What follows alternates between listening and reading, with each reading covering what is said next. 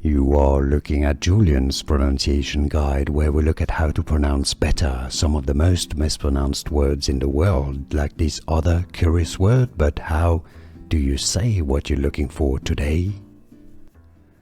Let's learn once and for all how to pronounce this word, originally from Spanish. It's also sometimes used as a name.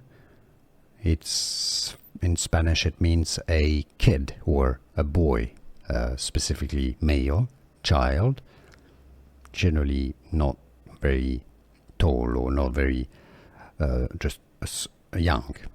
That's the word. Chico is how it's pronounced in Spanish, also used in Mexico, South America. Chi, not she, chico, chico. That's the Spanish pronunciation here. In English, it's usually pronounced as Chico, Chico. Here are more videos on how to pronounce more confusing words and names too many mispronounced. Like this video if you found it useful. I appreciate your support. I'll see you soon and thanks for watching.